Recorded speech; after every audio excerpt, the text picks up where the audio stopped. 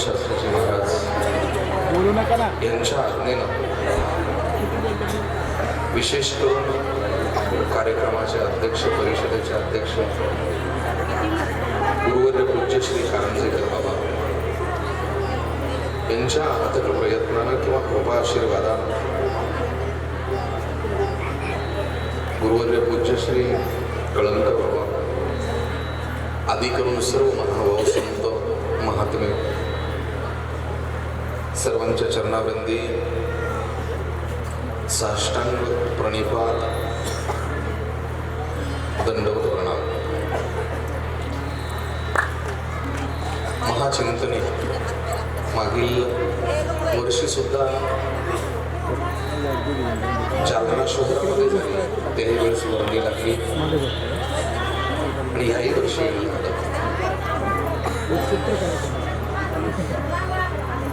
कार्यक्रमाचं व्यापक स्वरूप, कार्यक्रमामध्ये उदात्तता,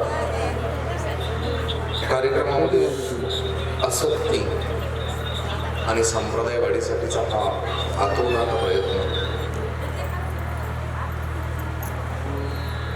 आमच्या शास्त्री बाबांना एक गोष्ट आवडते, वारकऱ्याच्या नजरेतले स्वामी आणि वारकऱ्याच्या नजरेमध्ये असणारा महानुभव कोणतो. मी तशी विषयाची तयारी कधी करत नाही, फक्त वाचत राहतो, आठवेल तेवढं सांगतो. फार मोठी मोठी माणसं माझ्या सम्मुख आहेत, मी काय बोलावं. इथे मी तयारी वेगळी करून आलो होतो, म्हटलं पोडियम असेल, काही टाचणी टिपणं समोर घेऊ बोलू, पण आता तोही पर्याय माझा संपलेला आहे. जे काही आहे भगवान श्री चक्रधर स्वामी महाराज, भगवान श्री गोविंद प्रभूजी महाराज, भगवान श्री चक्रपाणी महाराज, भगवान श्री दत्तात्रय आणि भगवान श्री कृष्ण परमात्मा जे काही बोलायला बुद्धी देतील ते बोलण्याचा मी प्रयत्न करणार आहे.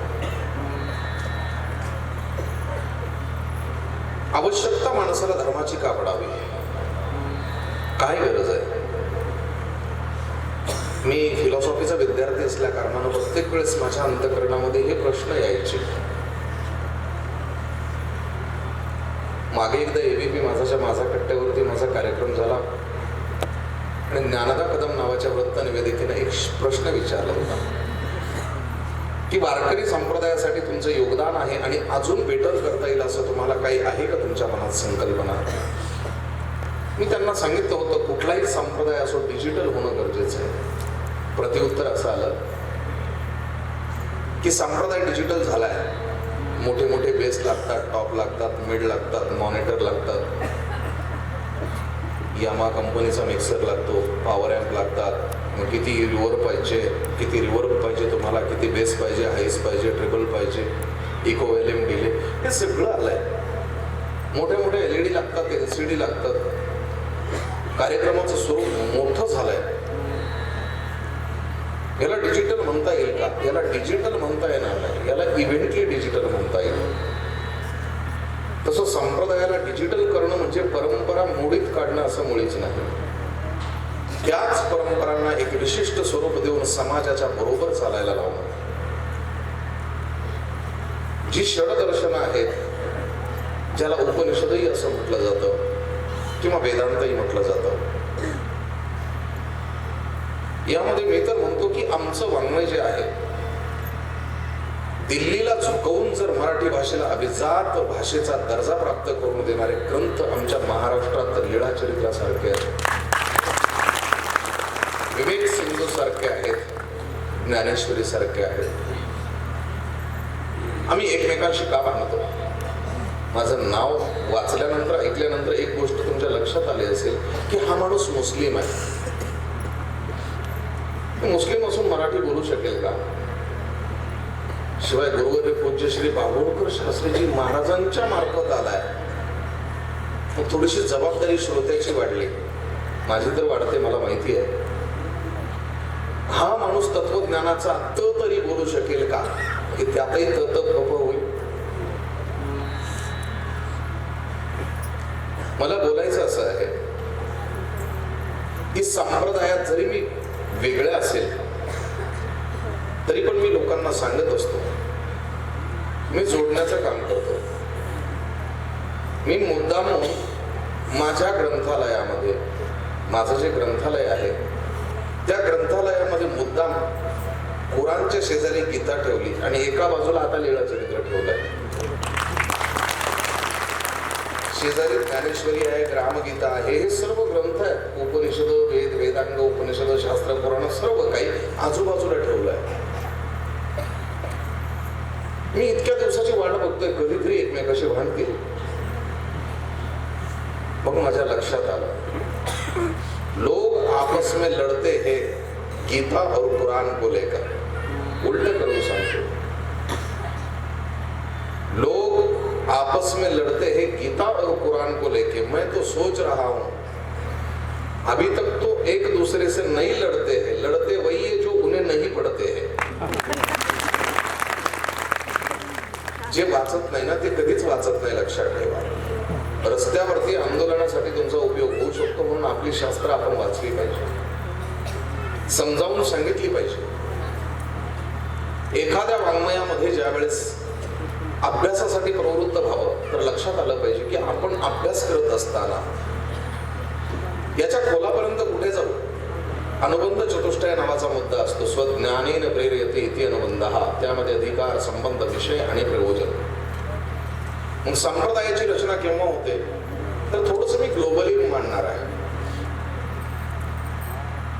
13,500 कोटी वर्षापूर्वी सूर्यामध्ये स्फोट झाला. 4,500 कोटी वर्षापूर्वी पृथ्वी नावाच्या ग्रहावरती जीवन सापडलं. हजारो वर्ष पाऊस पडून पडून पडून ग्रहावरती 71% पाणी झालं. पहिला जीव पाण्यातून आला. हे असं करता करता अगदी शेवटी उपरा आलेला प्राणी म्हणजे माणूस आहे. 10 लाख वर्ष असतील कदाचित. 3, 3.5, 4 पिढीच्या मध्ये 10,000 वर्ष पाठीमागे जा. 10 लाख वर्ष पाठीमागे जा. त्यावेळेस माणूस आला. डार्विनचा उत्क्रांतवाद होतोय. माकडापासून माणूस झालाय. खंडन मंडनाचा विषय आहे. माणसाच्या 4 गरजा त्यानं बरोबर शोधल्या. आहार, निद्रा, भय आणि मैथुन. प्रजनन प्रक्रिया वाढली.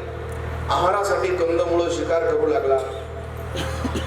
मैथुन हा प्राण्याकडून शिकलेला माणूस प्रजनन करू लागला. निद्रा त्याची आवश्यक आहे.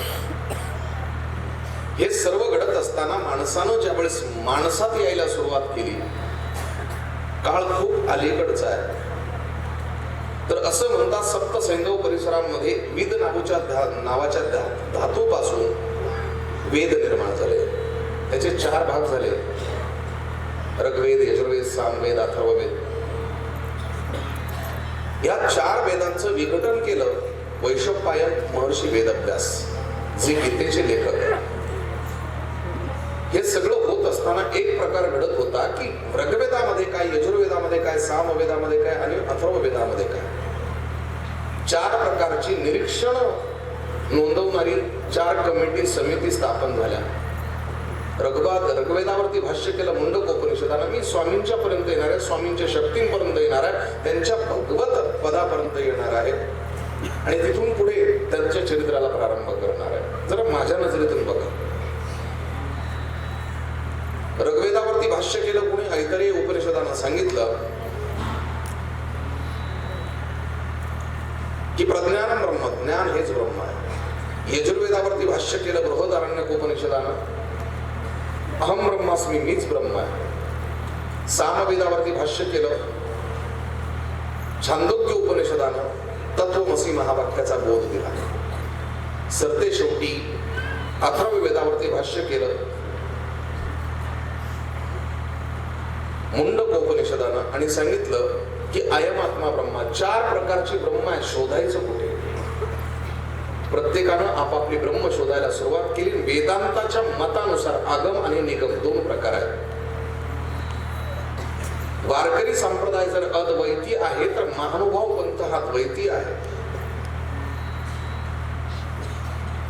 मग दोघांमध्ये जर एकमेकांचा संघर्ष असेल तर का तो संघर्ष असावा? त्याच्यात कुठे मूळ दिलेला आहे? हे सगळं स्वार्थी लोकांनी घडवून आणलेलं आहे. पण आज प्रामाणिक प्रयत्न होतोय तो दोन्ही बाजूने.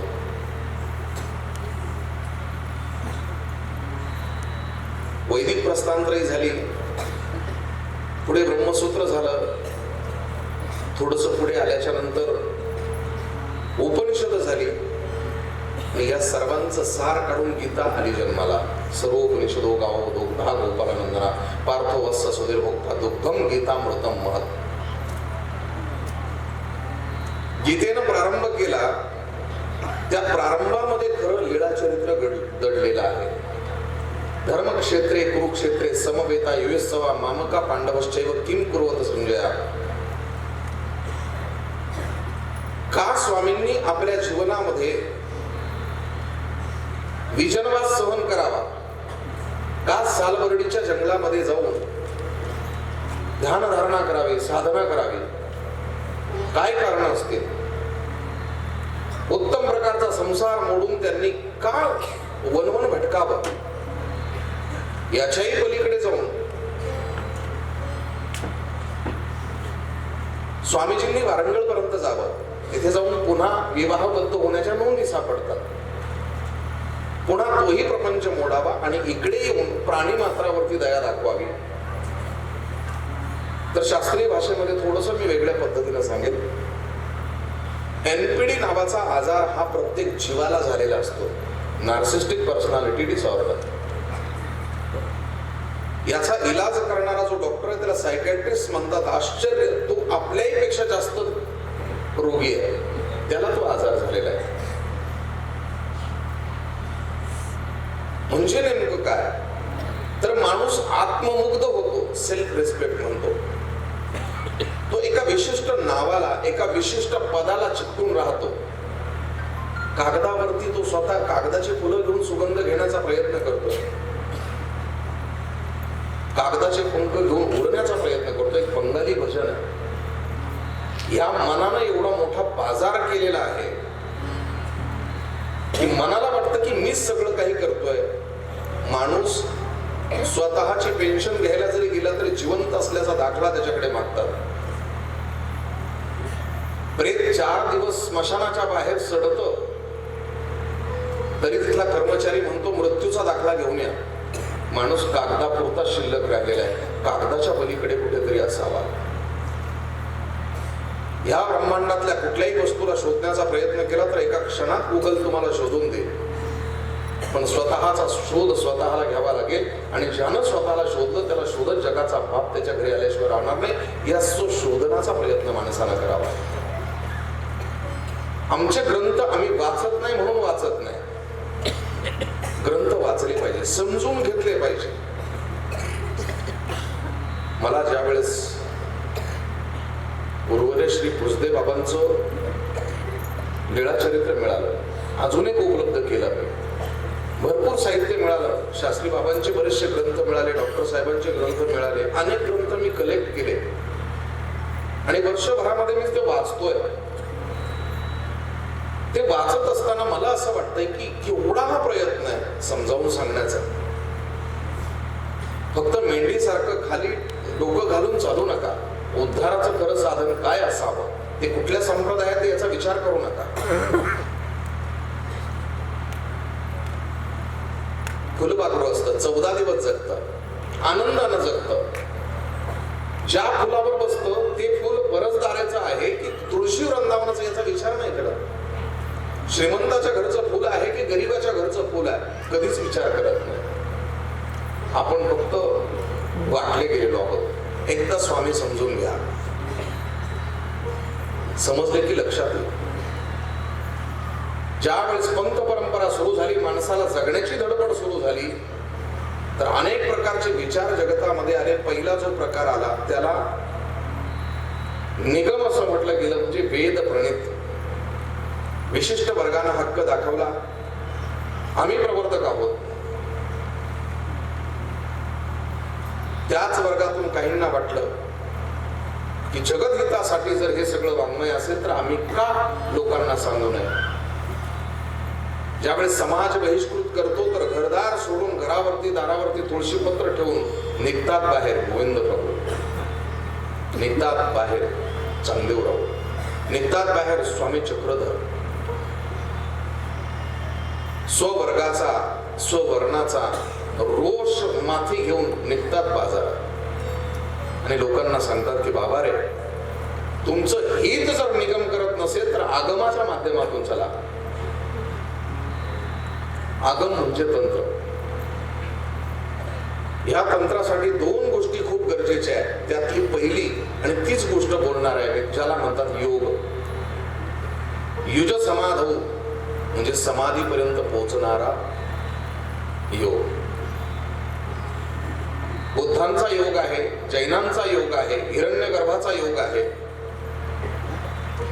पण या सर्व योगांवरती मात करून ज्यावेळेस एकमेकांशी चढाओढ सुरू झाली तर सरते शेवटी एका योगानं आपला खूप मोठा प्रचार प्रसार केला. तो होता बौद्धांचा कौलाचार.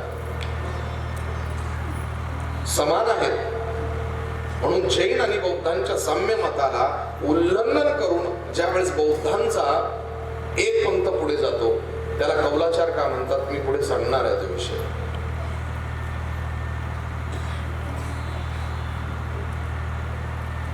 यम, नियम, आसन, प्राणायाम, प्रत्याहार, ध्यान, धारणा, समाधी हा एक योग. अहिंसा, अस्तेय, सत्य, अपरिग्रह आणि ब्रह्मचर्य हा एक योग. पण या योगाच्या पलीकडे पुन्हा एक योग जन्माला आला. तो योग होता हठयोग. पण या हठयोगाची आवश्यकता काय आहे, कशा पद्धतीने तो सिद्ध होईल, मला इथपर्यंत येऊ द्या आणि मग स्वामींच्या शक्तीकडे मी येणार.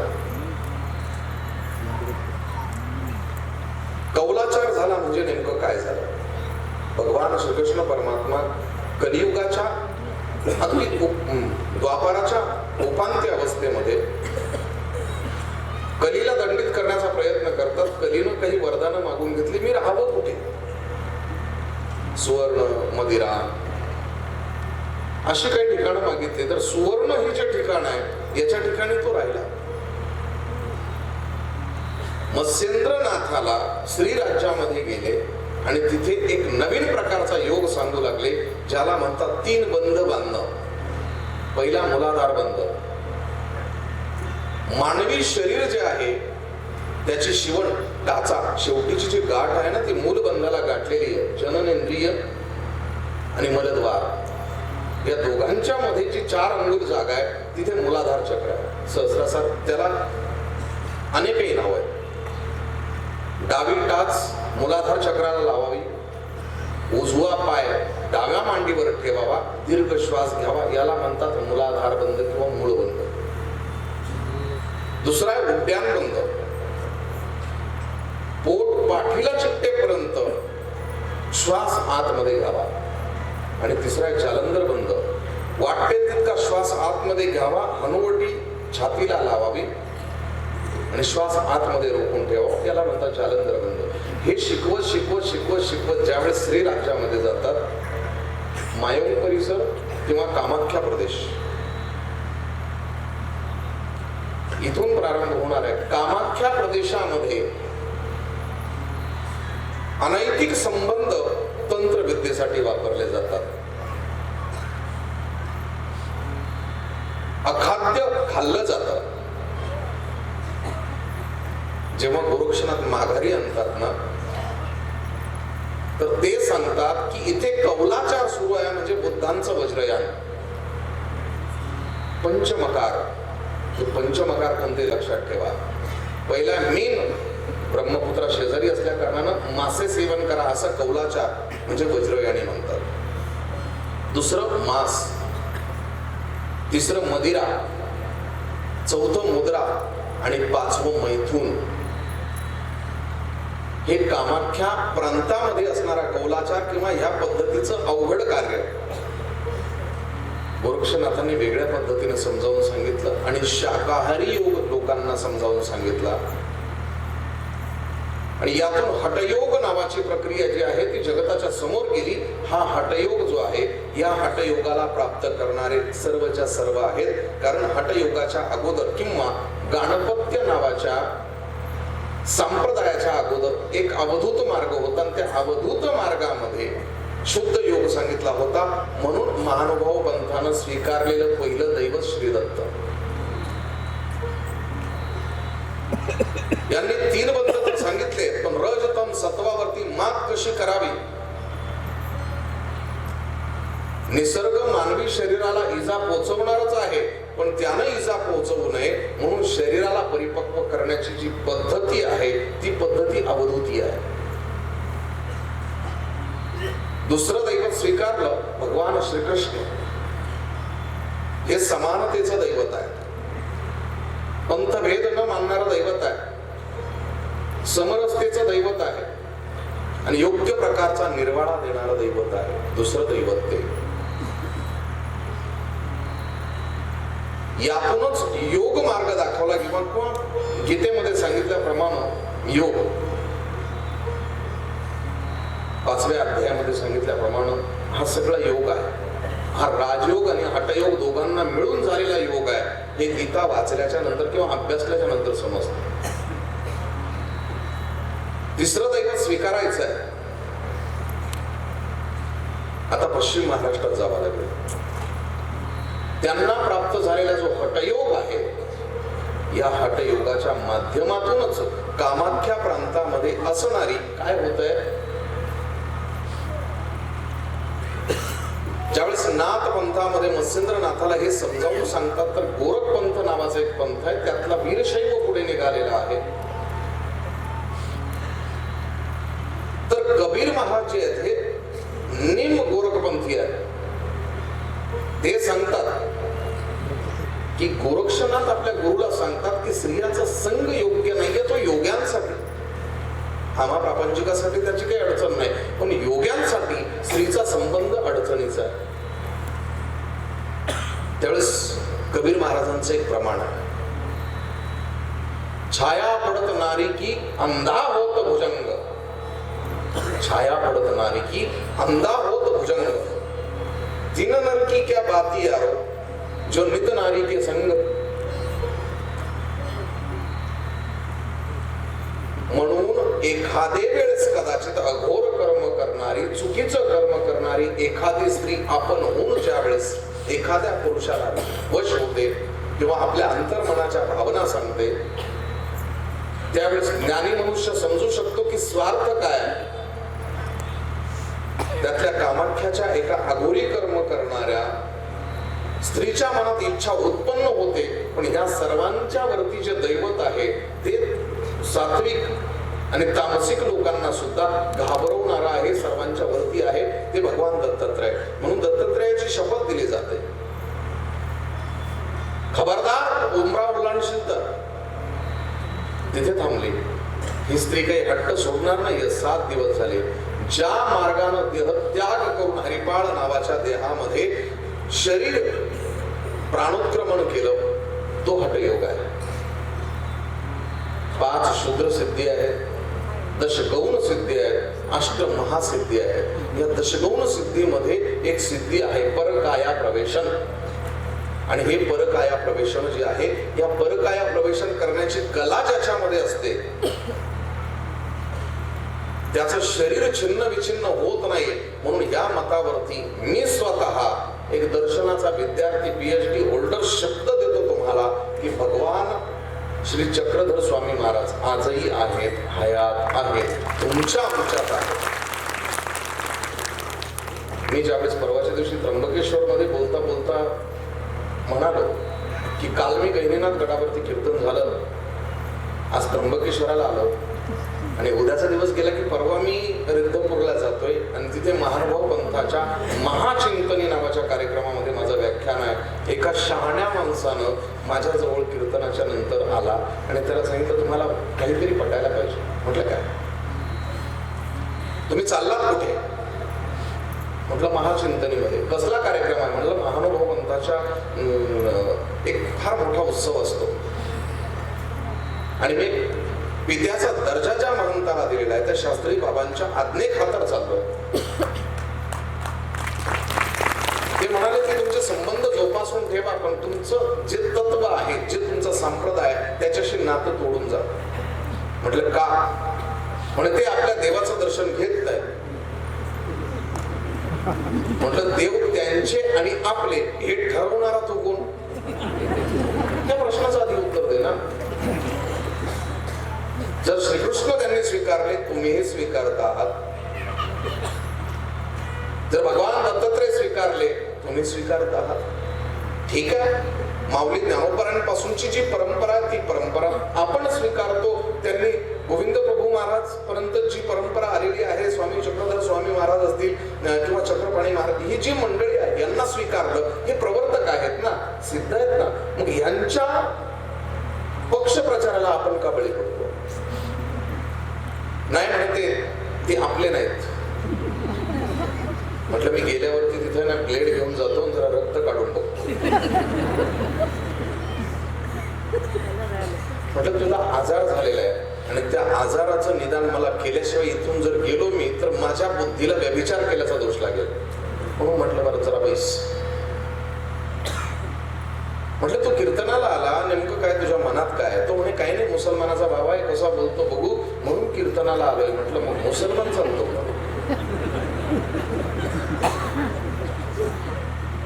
कशी काय परंपरा आहे? माणसं माणसामध्ये वाटली गेली फक्त विचारधारेनं. ही विचारधारा इतकी क्षीण झालेली आहे, इतकी क्षीण झालेली आहे. हा भेद नष्ट झाला पाहिजे, संपला पाहिजे. प्रामाणिक प्रयत्न पूज्य बाबा श्री शास्त्रीजी महाराज करतायत. खूप मोठं काम झालं पाहिजे या धर्तीवरती. आमच्या गावात एकच उद्देशी खरे उपदेशी माणसाला बहुजनांमध्ये किंवा बहुसंख्य गावामध्ये कसं राहावं लागतं हे मला माहिती आहे. आमच्या गावात एकच उद्देशी आहे. कुणी त्यांच्या घरी जर गेलं तर पाणी पित नाही, हा पट्ट्या मुद्दाम स्वयंपाक करायला लावतो, जेवायला जातो. मला काही लोकांनी मला मुद्दामून म्हणालं की अरे तुम्हाला महामंडलेश्वर आहात, तुम्ही 1008 महामंडलेश्वर आहात, दीक्षित आहात, अभिषिक्त आहात, कळत कसं नाही तुम्हाला? म्हटलं त्या भाकरीची किंमत भुकेल्याला विचारा हो, त्याला जातपात नाही कळत, पंथ नाही कळत. तोंड पाहू नाही म्हणतात. एवढी दुर्दशा. राजाश्रय मिळाला हरकत नाही, पण लोकाश्रय मिळवण्यासाठी आम्हाला समाजात उतरावं लागेल, हा माझा निर्धार आहे.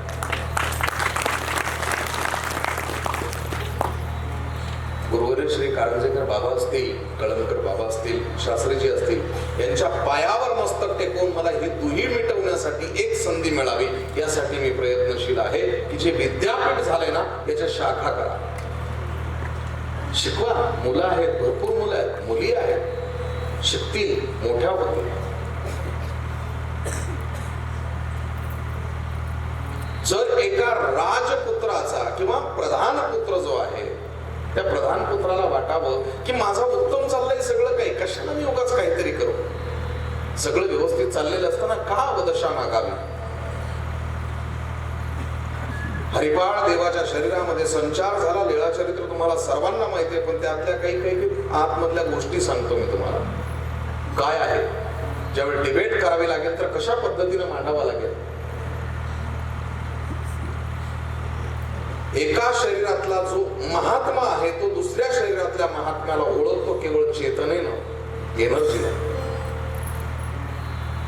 आणि त्या एनर्जीनुसार स्वामीजी ज्या वेळेस सालबर्डीच्या त्या पर्वत रांगांमध्ये किंवा त्या जंगलामध्ये तपश्चर्या करतात, आईसाहेब मुक्ताई यांची भेट होते आणि त्यावेळेस नाथपंथीय व्यक्ती एकमेकाशी संभाषण करते ना, त्यावेळेस संप्रदायामधले आतमधले सगळे साधनांची शृंखला एकमेकांच्या समोर उद्भूत होतात. झाली ती नाथपंथामध्ये असणाऱ्या जे जे काही प्रकार आहेत ते प्रकार मुक्ताई आईसाहेबांनी स्वामीजींना सांगावे आणि स्वामीजींना जे आत्मज्ञानानं प्राप्त झालेलं आहे, जे परंपरेनं चालत आलेलं आहे, या सर्व गोष्टी एकत्र आल्या आणि त्यानंतर इतर संप्रदाय आगम निगम जरी नसेल तरी पण हठयोग असेल, राजयोग असेल, सर्वांचं ज्ञान झाल्यानंतर माणसाला ही अवस्था येते.